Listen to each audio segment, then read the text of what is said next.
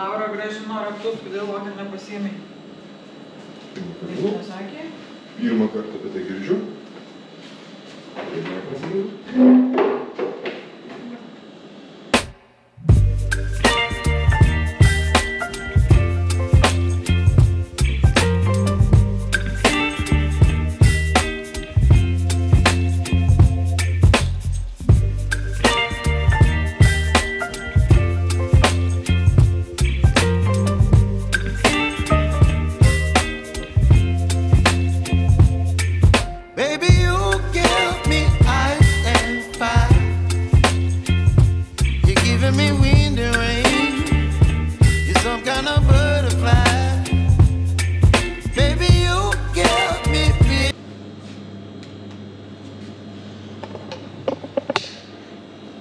Veikia telikas.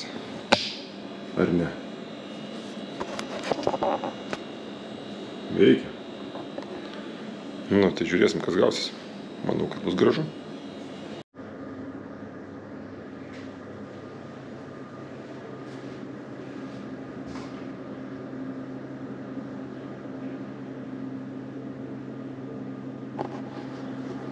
Nu, pagaliau iš Jasinskio atkeliavo ir į čia, į Trakus televizorius. Ilgą laiką galvojęs, kur jį padėti, pakabinti, pastatyti, paguldyti. Nuradau tokią vietą. Tai ateisite ir rasite. Arba paieškokite atėję. O Bilaikė irgi yra. Telikas galite čekinintis ant aptą, galite matyti telikę mūsų meniu, ekranų, bet tą patį galite matyti ir internete puslapiuose. Bilaikė.lt arba LocalPub.lt. Gražu? Kad suprastumėt, jog ne viskas taip gerai, kas aš. Jeigu nerodau video, kad kažkas viskas veikia, tai ne. Turim kriauklę, indaplovę virtuvėje. Nebenori vanduo išbėgti. Tai bandau karštų vandeniu atšildyti, tada nuriebalintojo pripildau, palaikyti, tada vėl karštų vandeniu gal nuplaus. Nes daugiau nežinau, neturėtų tai būti aišku. Bet... Nu, vat, tvarkom. Kitas dalykas, turim, čia po stalu turim filtrą, tokį. Ir šlangelį iš jo išeina, kai jį reikia išvalyti. Kai jį valai, pripili druskos, atsuki ir ten ilgai bėga. Valandą gal pusantros neatsimenu. Ir yra šlangelis, kurį tada reikia kažkur ištraukti, vietoj jo kažkur kišti kitur ir ten panašiai. Nu tai žodžiu. Tas meistras, kuris darė, pažadėjo padaryti, nepadarė, taip ir liko. Tai dabar pragręšim skylutę, tą vamzdelį įkišim, kad amžinai jisai būtų. Ir kai kitą kartą reikės praplauti, tiesiog nebereiks daugiau vargti. Ir tiesiog atsukai ir viskas, nebereikia to šlangelio kažkur ieškoti, kur įkišti, kur pajungti ir kur atjungti ką. Dirbam.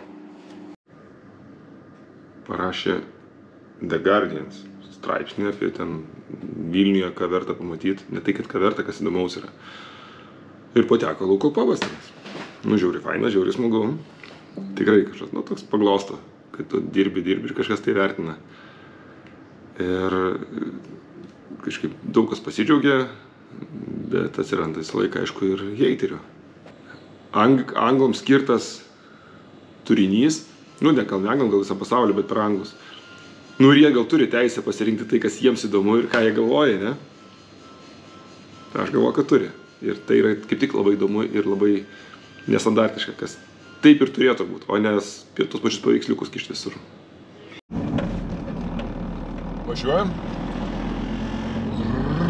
Kaip burzgia šaltas varikliukas, dizeliukas. Oi, nežinau, visos dienas dabar sėdim, tik tai, žinokit, praškiai su vafu.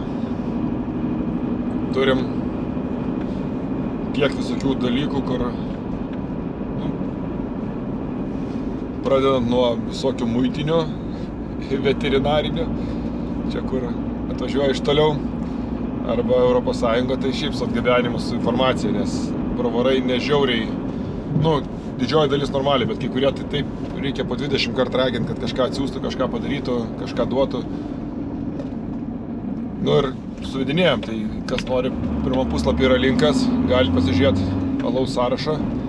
Jis dar negalutinis, bet beveik. Labai daug yra privesta, kokie alus bus. Ir ką ragausime. Tai dabar ilgiausiai turbūt, sunkiai užtruko su ukrainiečiais dėl savo, nes ten tiesiog jie keistai išsiuntė, su kitais paprašiau viskas, aišku, ten, kur įmonės didesnės arba samda įmonė nuo A iki Z, nuo atvežimo, su išmuitinimu, su visa paslauga, tai kainuoja, bet darbo tikrai sumažėja labai stipriai. Ir bus kirpėjai, bus barberiai, faina.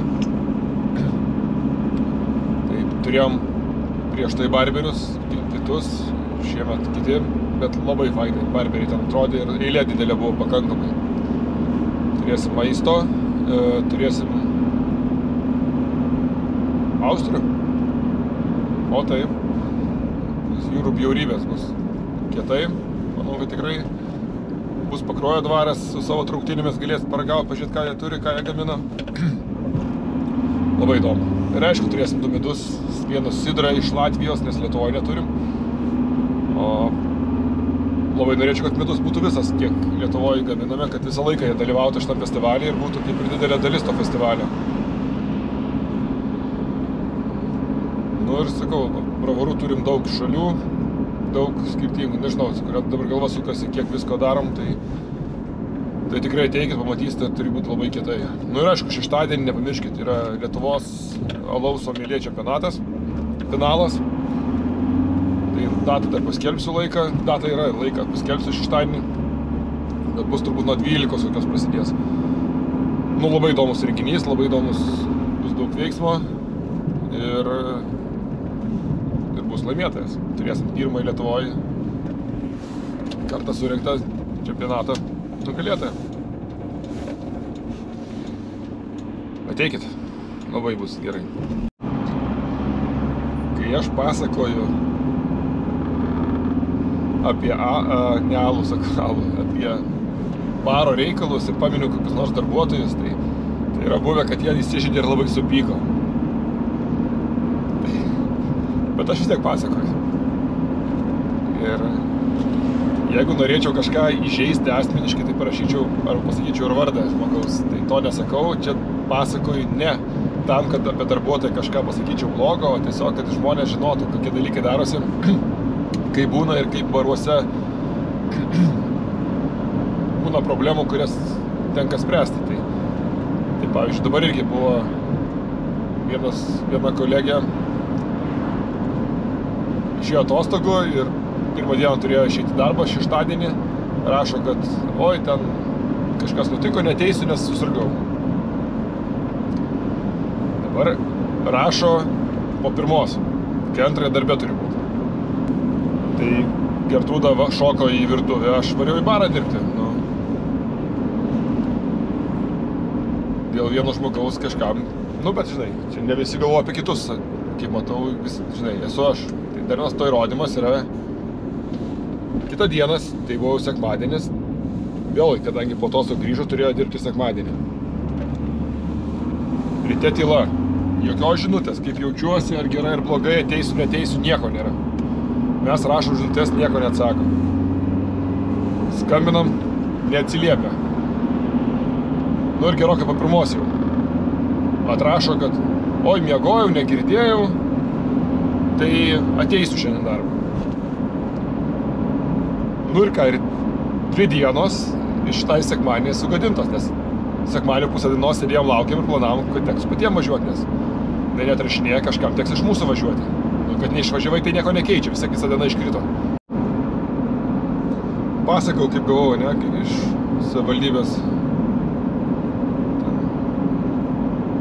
raštą kalbininkės, kad pas mūsų langų, matai, angliški užrašai yra, reikia lietuviškai parašyti didelis.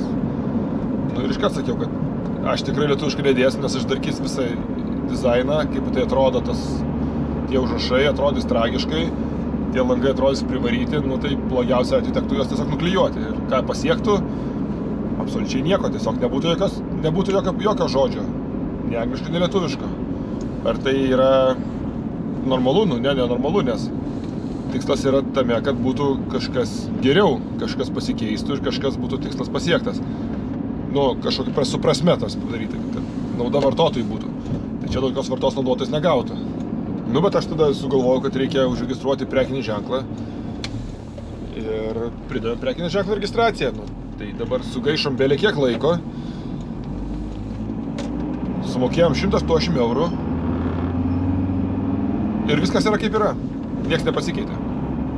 Ai, dar atlyginimą sumokėjom šitai kalbininkiai, nes už jos laiką, rašinėjant ir ieškant tokių dalykų, dar aš atlyginimą mokėjau, nes jinai gauna atlyginimą iš mano sąskaitos, iš mano mokesčių.